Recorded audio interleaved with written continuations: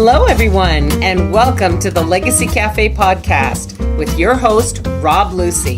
Robb is the author of the book, How Will You Be Remembered? A Guide for Creating and Enjoying Your Legacies Now.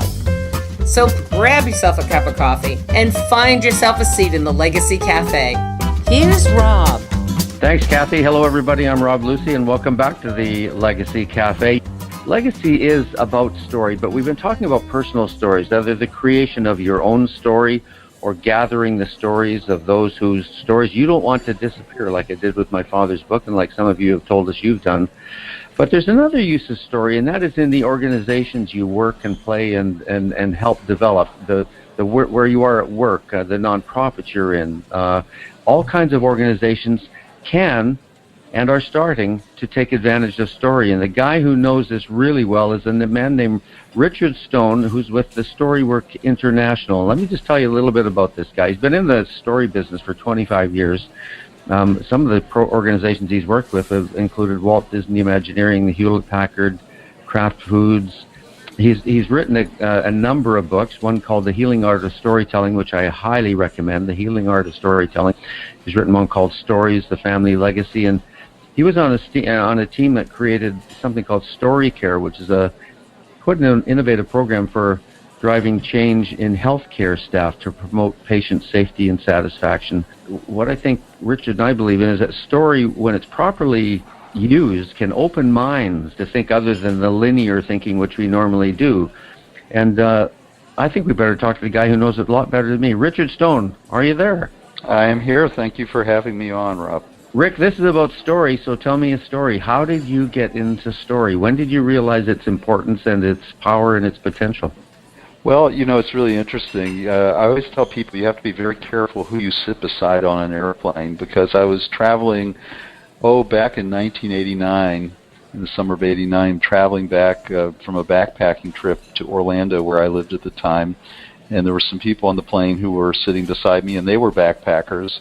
But at some point they said, have you ever been to the National Storytelling Festival? And I said, well, what's that? I had never heard of such a thing. And subsequently I got to know them fairly well, and they invited me to come up to the festival that fall. And I had essentially kind of an epiphany sitting in the audience listening to a guy named Michael Cotter, who's a farmer from Minnesota. And I realized this is what I'm supposed to be doing with my life. And at the time, I owned an advertising agency, and I had put it up for sale without really knowing what was the next step in my journey. And so things unfolded from there. So you just never know when a conversation can actually shift you to a whole new paradigm in your life. Now give me a broad helicopter view of what StoryWork International does with story and organizations. How do you help them we're working on a number of fronts. The core work that we're working with right now is transformational around businesses and education, and we're just launching this right now. We have an initiative in education called the Master Story Project, and essentially it is that an organization, when it knows what its deepest purpose is, why it exists, and it's aspirational and inspirational, we think it can have a gigantic impact on the whole enterprise. So this is more than just a mission statement. For example, we make widgets and we do a good job doing that. This is an aspirational statement that can actually inspire everyone on the team to get engaged.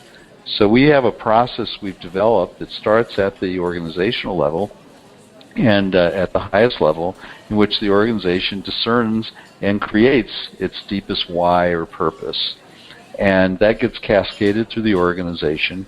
We've also developed a process. We think that each of us individually comes into this life with a calling. And part of our journey is really discerning what that is. And when we can get clear what our personal purpose is, life becomes, it doesn't solve all our problems. We still have challenges, but we know which avenue to be going down. And without that sense of what my deep purpose is, then you have multiple choices, and you don't have any way of deciding, should I be doing this, should I be doing that? At least if I have a broad sense of my purpose, I can know why I'm here in this world. And if my organization has a deeper sense of purpose, I can figure out how I intersect with my organization's purpose. Does every organization, though, have a purpose? There's a whole movement called conscious capitalism going on in this country, and it's basically trying to move away from the notion of just shareholder benefit to stakeholder benefit. So your stakeholders in an organization are the people who work with you and for you. There's the community. There's the environment. They're your suppliers. And so when you take a bigger perspective, people have a different sense about how they want to connect with you. And today, more and more consumers are wanting to buy from organizations and companies that are doing good.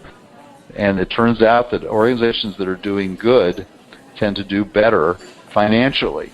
They build a stronger base of devoted, loyal customers. Once an organization finds its purpose, and there is a stakeholder benefit, and the story of that purpose is defined, I guess the legacy part of this is that travels down the line with a more healthy, robust, visionary organization. Am I stretching that a little bit? No, I think you've captured it pretty well. So, for example, my partner runs a bakery called Dewey's in Winston-Salem, and we make cookies for a lot of the large vendors and grocers in this country, private label, but we also just launched our own brand. So Dewey's why or purpose is we are creators of delight. And so it has nothing about making cookies. It's about we are creators of delight. And that means even if you're in the financial department, so how is it that you can create delight within the organization with the people that you serve within the organization? If you're in purchasing, how do you create delight and add value within the company? So people can begin to start to see this wider sense of what the company can do. And Dewey's, by example, does a lot of good in the community. We do pop-up stores in the holiday season, and organizations man those pop-up stores all over the Winston-Salem, Piedmont area. I think they're going to have close to 40 this year. We've given away almost about $1 million in the last 5 years to groups. It could be a band that wants to buy new uniforms. It could be the local hospice. We're very involved with that. We've helped the local hospice raise $250,000 each year for the last 2 years. So, and then it really cascades down to what we do for employees in this company. We have a community garden for our staff. And they're taking food home right out of the garden. So we do. That's just examples. There's an old parable or story about an English gentleman who's walking along and sees 3 guys laying stone, and he goes. The first says, "What are you doing?" And the guy says, "If you can't see I'm laying stone, you must be blind or something." And goes back to his work. And the second guy says, "Well, you must be blind. It's obvious I'm making a wall." But the third guy wipes his hands off, steps back, and says, "I'm on the team that's building the cathedral here." Yeah. So to me, that epitomizes. So he has the vision that he's building something bigger. You've got a process, and I want to go through it because I think people listening would be able to apply this and see the application of it. We're right in the middle of it right now with a school district near us.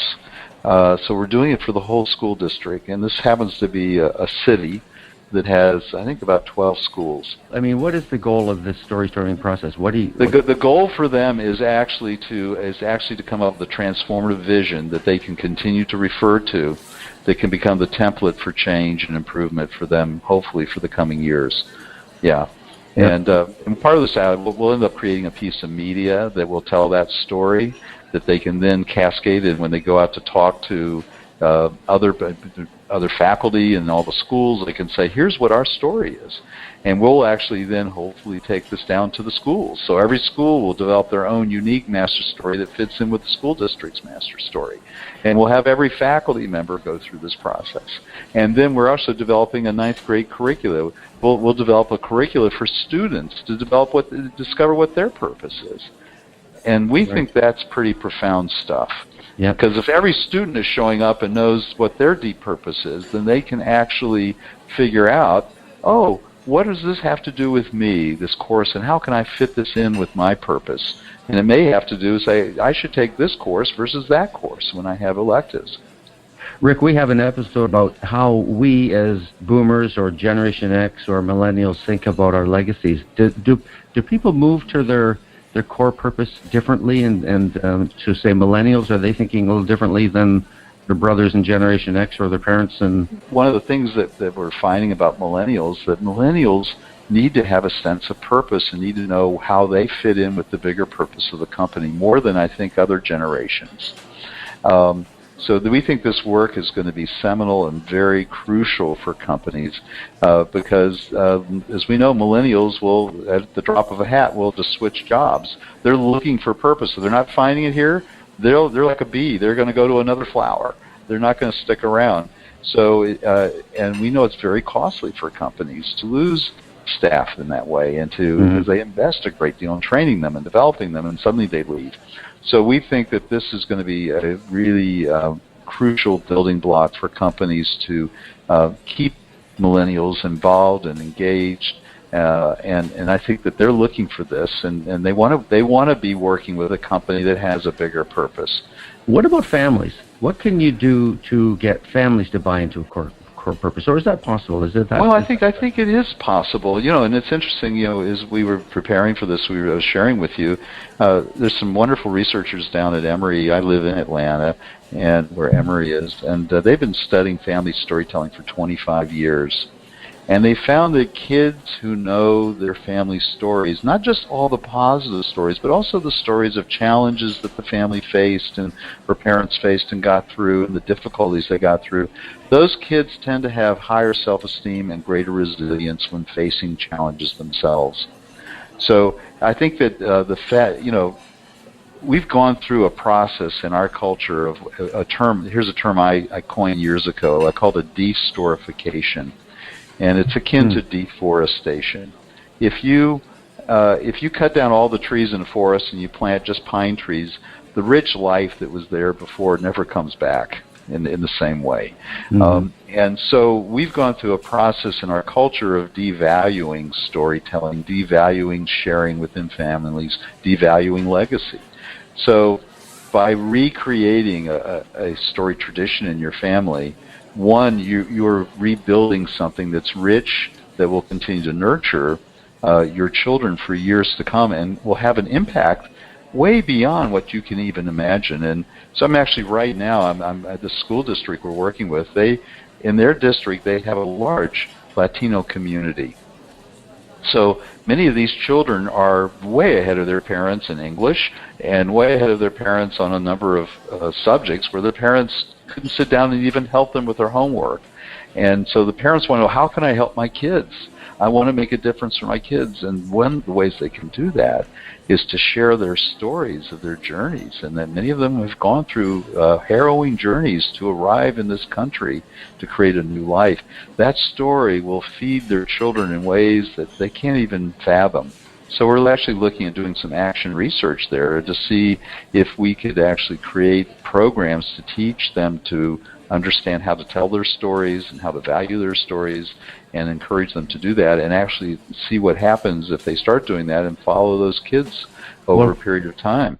Yeah, if mom or dad are sitting around with 4 kids, what would you suggest? Are there some questions to ask? One of the things that I've done in my workshops, I just did a workshop with parents as a trial just a few weeks ago. I have people draw the floor plan of the home they grew up in, whether it was an apartment or a house or whatever it was. And what's interesting is then to have them show that floor plan to their children and tell stories about things that happen in that space. And what happens for the teller is it unlocks memories, things they haven't thought of in a long, long time. And they suddenly start thinking of remembering things they've just forgotten. And kids are curious about where their parents come from. Kids want to know where they came from, and this is part of that whole context of that story. So a parent can give a kid a guided tour, and then do a map of the neighborhood, what it was like, and tell stories of things that happened there. And kids will appreciate that, especially as you start with younger kids. Hard sometimes with teenagers, because teenagers they've already moved on to other things. But I find that even teenagers, they're listening at some level. Have you got anything we can give to our listeners to? Well, actually, there's a wonderful questionnaire that's called "Do You Know" that Robin Fivouche and Marshall Duke, these researchers, developed, and I think that you can actually load it up onto your website that people can download it. So, and the benefit of those questions, these are questions that children and parents would ask of each other. Well, these would be questions that it's sort of a guide is that you could go down. It's like there's 20 questions, and so there are all kinds of questions there about knowing even your parents' or grandparents' names and where they were born and where did you and mom meet, or you and dad meet, and how did you meet? So just simple questions, and so it would be for a parent they could go, I'm not sure we've ever told our children how we met. But they could actually give the kids the questionnaire and see that maybe, oh my gosh, you don't know. Let me tell you about how we met. And so kids will want to know. But the benefit for this is the kids, and you're saying this, the research says that the kids come out being more whole, more connected to the family, more comfortable with who they are amidst the family. They're just happy. Well, and the thing here is resilience, Rob, is that resilience has to do with facing life challenges and being able to, feeling like you have the inner resources to do that. And as you probably know, and maybe many of your listeners know, teen suicide is a big issue today. Yep. And I think what happens for kids when they face challenges, they have no internal reference of a story of getting through that. So giving your children these stories of difficult times actually can give them a model for how they can face those times when they face them. Summarize what I remember out of this. We started talking about stories and organizations, your company, your nonprofit, etc. So the benefit of getting to that core story in the organization, and some might think there isn't one, but there is, as we turn Deweys into sellers of sweet cream. Creators of delight. Creators of delight. Creators of delight is much bigger than selling muffins. Right, or cookies. And that accountant can buy into it. So the benefit of finding the core story, both to finding the core story for the organization and your core story and how it ties in, is that we all end up moving down a new and different road perhaps together that is healthier, and the legacy is healthier organizations are the ones that lead that, that head down that road. That's correct. And when employees can feel like they're part of the story and they're part of the creation of the new story of the company. Yep. Ownership's a big deal.